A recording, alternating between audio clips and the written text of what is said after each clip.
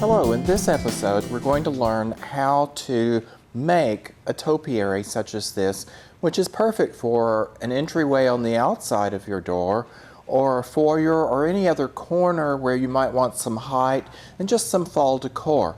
This is very easy to do, and I'm going to show you how you can switch it out so that it's not permanent for that season, and you can use from season to season. So now, one of the first things we're going to start with, we have our container and we have our topiary. Now, I already have this foamed in. For doing on your own at the house, just choose the container that you want that fits your topiary frame. You can use either the floral foam blocks and fill your container with it, or you can use the triple expanding spray foam that you get in the can at any of the big package stores or any craft store. If you're using the triple expanding foam, it can take 1 to 2 cans to fill a container of this size, just depending on the weather conditions as to how much it's going to expand. If you do that, have some moss ready, so once you spray your container and that foam starts expanding, that you can immediately lay the foam or the moss on top of your foam and press down and keep it somewhat corralled into your container and not get foam all over your hands. Now, once you've got your frame stuck down into your foam, then you're ready to start decorating. One of the least expensive for the money things that you have is grapevine. So get you an inexpensive grapevine wreath and unwind it. Now, this gives you great texture. As I said, it's one of the least expensive things that you can get to give you bang for your buck. And locate the end and start at the top, and you're going to tie this off just in random places as you spiral it around. Now, today I'm going to use what's called a barked wire. There's bark literally wrapped around this wire, and I'm going to use it just because it ties in. You can use regular florist wire, you can use a mossed wire such as this, just anything that's going to blend in. In this case, you don't want to use chenille stems because those will show up. So we're just going to cut a length off, just a few inches long, and we're going to start with this end, as I said, and we're going to start up top. And we're just going to tie around the finial. Now, if one breaks, like it just did here, don't worry about that at all, because that's just going to tie right in. Now, I'm going to loop this around, and I'm going to tie that tightly. And I'll leave those ends sticking out there. Okay, and then just start working with your grapevine.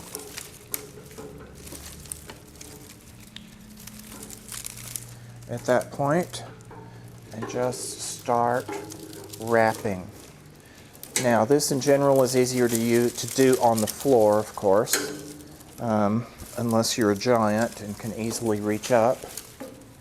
Let's get this going around here. Well, this whole thing is spiraling.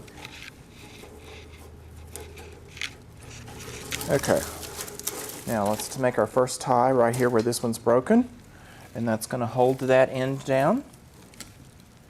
I'm going to cut off another few inches.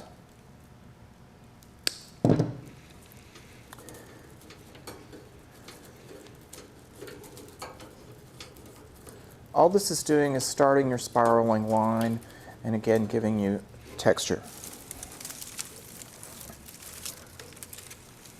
Okay, there's another end. We're going to tie that right in with this one. And then we're going to keep working our spiral around. And as new ends come up, also add those in.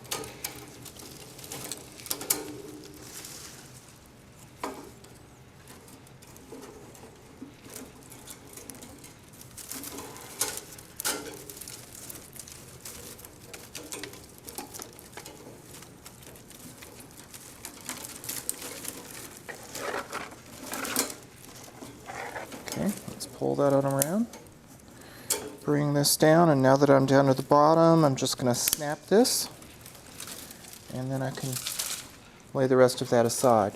Now, if you want your grapevine thicker, You can go and do another row. It's just literally up to you. The technique is all the same. I'm going to tie off the bottom.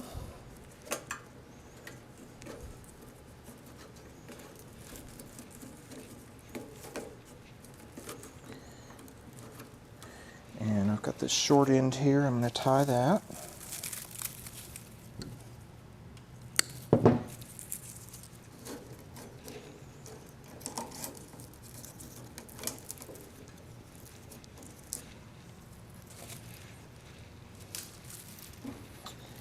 And this one other edge that's sticking out, I'm going to pull that in and tie it. Okay, next is mesh. I have a roll of the 10-inch orange mesh going. You can use any color you like. Of course, depending on the season, also depending on your decor. And with that, I'm going to start spiraling it around in a different location from my grapevine, because I want layers. I don't want one over the other, and one thing to be hiding my previous work. So I'm just going to tie that in. And I've left longer tails on this lower tie so that we can attach a bow in a moment. Okay, now then, I'm going to start wrapping. And let's see, we'll keep this first tie fairly low. Just pinch in, gather in, so that you got some nice body going with your ribbon.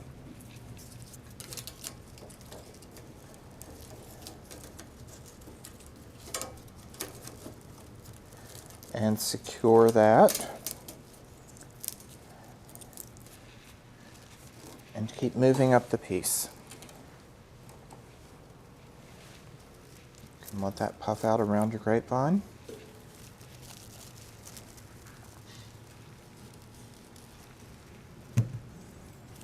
And just spiral on up anywhere that you think looks right.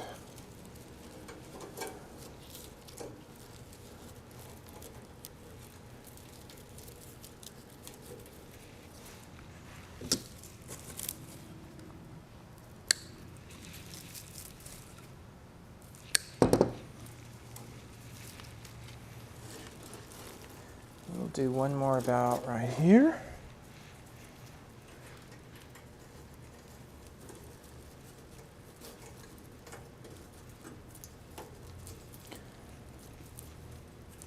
And then we'll move up to the top. Now, once you reach the top, we're going to cut pretty good length here, because pull this through and bring it on up. And we're going to form one loop at the top, just to give you a little more going on and finish off the piece.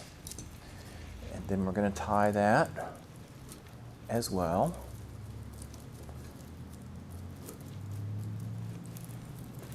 And that has your mesh layer going.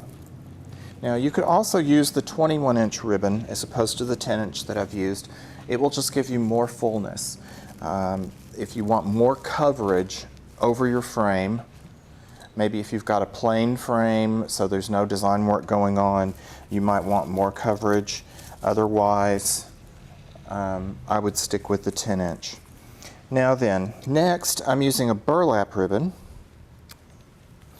which has got varying fall colors woven in with it. And I'm going to do the same thing. First I'm going to trim that flat edge off so that my ribbon comes to a point. And I'm going to use my previous ties and tie that with the mesh. Now, of course, I'm using a narrower ribbon here, and that way, as I bring the burlap along, I've got the orange mesh showing out on each side of it. And so that just gives me that layered look Doesn't hide anything really, but it does work to give me just that one more layer of interest. Just kind of let it loosely wind along and work with the mesh.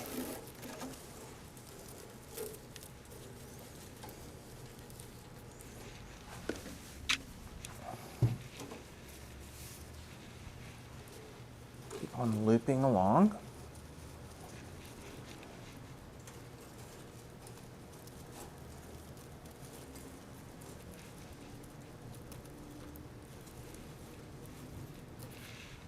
Okay. And then once again,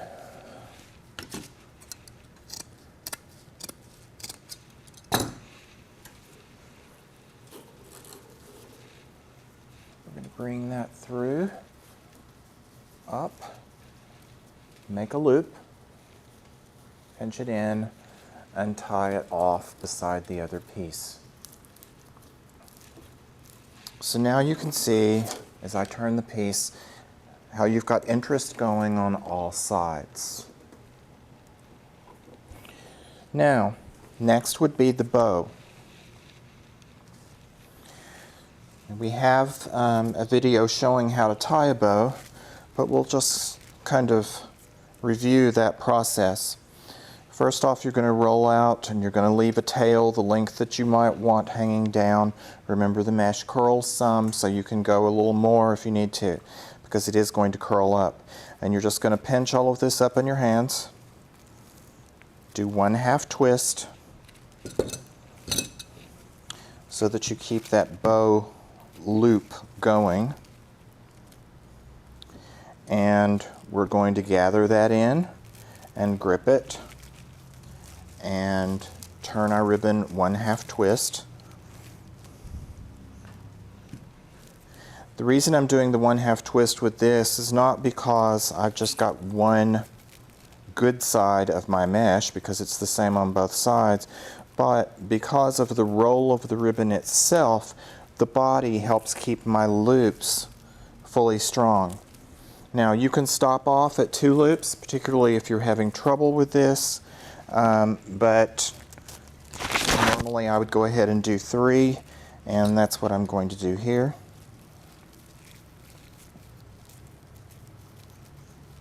And I'm going to gather in, and I'm going to cut. Now remember, with mesh, always just cut straight across. Don't do it on an angle, because the mesh ends will ravel out. You want the least amount of edge showing for that. Now then, at this point, I can take one of the ties, tie this off, and go ahead and attach. Or, as you get more and more used to it and building your bows, you can stack in with the next color and continue on. So that's what I'm going to show you here. I'm still gripping this between my index finger and my thumb, and I just work that into that bend of my hand. Do that 1/2 twist, because of course in this case there is a back side of the burlap because of the seamed edges. I'm going to do that 1/2 twist again, gather into my hand where I can hold it, and do my final 3rd loop. Gather in, and then I'm ready to cut. Of course, the burlap I am doing on an angle because I don't care if the ends of that fray. Now, I've got my ties here already from a previous bit, so all I'm going to do is hold this, place it in to the center of those ties, and pull those tight and twist them in. Then I'm ready to just fluff out my bow a bit till I get the result that I want. Now, there is my bow fully attached. Now at this point, I'm going to move around to the front of the table and we'll discuss putting the decor on. Now we're going to work off this and show you how to work your decor. I haven't glued anything in here because of course fall is a short season and I want to reuse my topiary from season to season and switch it out. So what I've done, first off, is I have a fall pick. This one with a pumpkin, so it gives me nice visual weight, and I don't have to add anything else to it or glue anything in at this point. So I've just shaped that out. I've used 2 of them. I tuck one in here, and I tuck one into my foam on this side. And just insert it like so. That way, you know, my pumpkin, everything is showing up. Now, I want a bit more volume going at the base. So I have used these grass bushes, and I just shape those out. Of course, everything is wired on the blooms of the grass itself. So I fan those out because I think about where I'm going to place and how they're going to be. I go ahead and fan all of that out and use again the entire bush, no cutting, and then insert into place wherever I want it to go into the foam. Now, if you're using, well, it doesn't really matter what kind of foam you're using. Sometimes there are hard spots. So one of the easy tricks to use before inserting in is merely to take your heavy scissors and jam the point in. Just give it a quarter twist, and that opens up a space for you to insert your bush into without you having to push and shove and all of that. So I've got one bush here. I've got 2 bushes of grass on this side, and so that's got my base covered. Now, I need a little more interest going up through here, because wherever you've got this tied, that's kind of narrow and uninteresting. So I've mixed pine cones, I've mixed pods. You know, you can get the boxes of the vase filler. Use the different orbs depending on what colors you want going on, what interest you want to go, and then take the rest of it and put it in a bowl or use in some of your other seasonal arrangements. But I've glued those in place, either using your hot glue gun or the glue pan. Now, one trick here is to make sure when you're gluing, only glue to your ribbon and your mesh, not to your frame. That way, you can untwist the wire at the end of the season, roll this up loosely, place it in a box or a bag, and store it away until next year when you're ready to put it back on. You already have these then marking where you tie it back onto your frame mat, so it makes it very simple to do. You can leave the grapevine on from season to season, no problem there, and mix the rest of it in. Then after that, whether you want it lit or not, you can add the battery pack lights, which are the small wire lights that we have. Also very easy to store and in the battery pack. Those, of course, you can just wrap and unwrap. They're very thin wires with just that glue bead on the wire itself forming the bulb, and just spiral that down through the piece. Tuck your battery pack in among the bow, and that gives you easy access to the on and off. And these, of course, last you 2 or 3 weeks of constant burning before you have to switch the bulbs out again. So even if you left it on all the time, you know, a couple of bulb changes is all it would take for your fall season. And there you have it, your completed topiary, all ready to make your entryway or any other area in your home very holiday filled and classy. You can get it all at Trees and Trends.